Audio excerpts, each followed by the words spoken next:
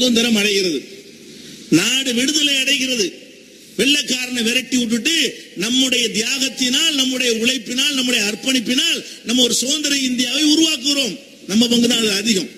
எந்த சமுதாயத்தின் பங்கை விடவும் வெள்ளக்காரனை விரட்டினதுல நமக்கு தான் அதிகமான பங்கு இருக்கிறது என்று இல்லஸ்டேட் வீக்லியுடைய ஆசிரியர் குஷ்வந்த் சிங் அவர்கள் நிறைய புள்ளி விவரங்களோடு தன்னுடைய பத்திரிகையில் எழுதியிருக்கிறார். அந்த அளவுக்கு நம்ம தியாகம் பண்ணி இருக்கிறோம். சுதந்திரம் அடைஞ்சவன் என்ன பண்றாங்க, மறுபடியும் என்னடா செய்யறது, 65 வருஷம் கடந்து போச்சு.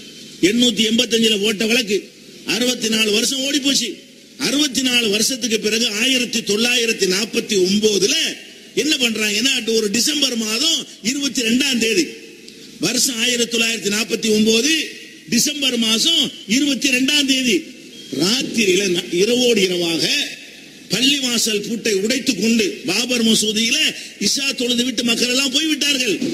இரவு தொழுகை முடித்து விட்டு சென்ற பிறகு பள்ளி வாசலுக்குள்ள பூட்டை உடைத்துக் கொண்டு ஒரு 50 பேர் கொண்ட கும்பல் நுழைந்து மெம்பர் படியில இமாம் உரை நிகழ்த்துவதற்காக அமைப்பட்டிருக்கிற மேடையின் மீது ராமருடைய சிலை, சீதையுடைய சிலை, லட்சுமணனுடைய சிலை, இந்த 3 சிலைகளையும் மேடையில வைத்துவிட்டு காலையில தொழ வரக்கூடிய மக்களை தடுக்கிறாங்க. ராமர் அவருடைய ஜென்மஸ்தானத்தில் அவராக அவதரித்து விட்டார். அவரா வந்துட்டாராம், நாங்கெல்லாம் வைக்கல. ராமர் என்ன பண்ணிட்டாரு, அவருடைய ஜென்மஸ்தானத்துல அவராக தோன்றிவிட்டார் அப்படின்னு கதையை கட்டி தொழ வரக்கூடிய மக்களை தடுக்கிறார்கள். 1949 டிசம்பர் 23ஆம் தேதி என்று ஃபைசாபாத்ல உள்ள காவல் நிலையத்தில் எஃப்ஐஆர் முதல் தகவல் அறிக்கை பதிவு செய்யப்படுகிறது. என்னென்று பதிவு செய்யப்படுகிறது, சமூக விரோதிகள் சுமார் 50 பேர் வந்து ஏட்டையா அந்த ரெக்கார்ட் பண்றாரு எஃப்ஐஆர். சமூக விரோதிகள் சுமார் 50 பேர் வந்து பள்ளிவாசல் பூட்டை உடைத்து உள்ளே வந்து ராமர், சீதை, லட்சுமணன் சிலை வைத்தார்கள், வைத்துவிட்டு தடுத்தார்கள் அப்படின்னு சொல்லி காவல் நிலையத்தை எஃப்ஐஆர் போட்டாச்சு. இந்த மாதிரி ஒரு எஃப்ஐஆர் போட்டா என்ன நடவடிக்கை எடுக்கணும்? நாட்டில் சட்டவிரோதமா பள்ளிவாசலை உடைச்சு உள்ள வந்திருக்காங்க, அதுல கொண்டு சிலையை கொண்டு வச்சிருக்கிறாங்க. இது சொத்து விஷயம் மாத்திரம் இல்லாம மத துவேஷம் நடத்தி இருக்கிறார்கள். மத சார்பற்ற ஒரு நாடு, செக்குலரிசம் சொல்லக்கூடிய மதச்சார்பின்மை பேணக்கூடிய ஒரு நாட்டில் வந்து ஒரு மதத்தினுடைய வெறியர்கள் இன்னொரு மதத்தினுடைய வழிபாட்டு தலத்தின் மீது யுத்தம் நடத்தி இருக்கிறார்கள். எவ்வளவு கடுமையாக அந்த பிரச்சனையை அணுகி இருக்க வேண்டும்.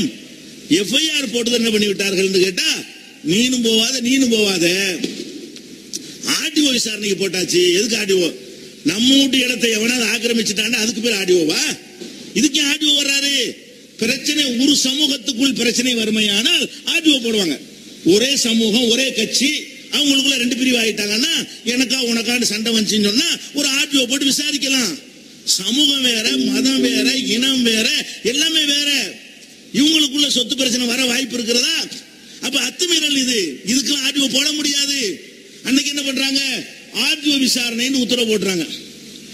ஆர்டிஓ விசாரணை, ஆர்டிஓங்கிறவன் யாரு?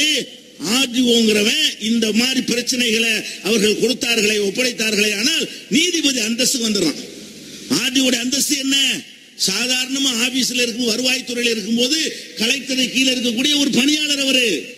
அதே நேரத்தில் ஒரு பிரச்சனையை சம்பந்தமாக ஆர்டிஓ விசாரணை போட்டுவிட்டால் அந்த வழக்கை பொறுத்த வரைக்கும் அவர் ஒரு ஜட்ஜு. அவர்கிட்ட இருக்கும் பொழுது மேல எதிர்த்து கூட என்ன செய்ய முடியாது, ஹைகோர்ட்டு தான் போக முடியுமே தவிர கீழ்கோர்ட்டு போகவே முடியாது. அந்த அளவுக்கு ஒரு பவர்ஃபுல்லான ஒரு மாஜிஸ்ட்ரேட்டாக இருக்கக்கூடியவர் தான் யாரு, ஆர்டிஓங்கிறவரு. அவன் தீர்ப்பளிக்கணும்ல. அவன் என்ன பண்றான்னு கேட்டா, இந்த பள்ளிவாசல்ல இருந்து சிலையெல்லாம் அப்புறப்படுத்த முடியாது, தீர்ப்பளிக்கலாம். ஆர்டிஓ விசாரிச்சு 2 தரப்பையும் வச்சு விசாரிச்சு எஃப்ஐஆர் எல்லாம் பார்த்துட்டு என்ன பண்ணணும், ஏன்டா ராத்திரில கொண்டு வச்சீங்க, தூக்கி வெளியே போடு, முஸ்லீமை திறந்து விடு அப்படின்னு உடனே தீர்ப்பளிக்கணுமா இல்லையா? முதலாவதாக நீதிபதி செஞ்ச அநியாயம் ஆரம்பிக்குதுங்க. ஆரம்ப அநியாயம் எங்க ஆரம்பிக்குது?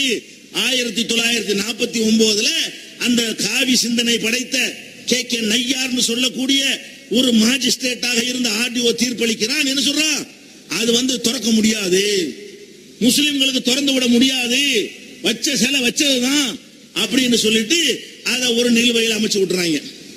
இதுக்கு அடுத்து என்ன ஆகுது? முதல் அநியாயமாச்சா? இந்த அநீதியை செஞ்சது யாரு? அரசியல்வாதிகள் இல்ல, நீதிபதி அந்தஸ்துல இருக்கக்கூடிய, அது அரசாங்கத்தால் நியமிக்கக்கூடிய ஒரு கலெக்டர் கீழே நேரடியாக பணியாற்றக்கூடிய ஒரு ஆர்டிஓ செய்கிற ஒரு அநியாயம்.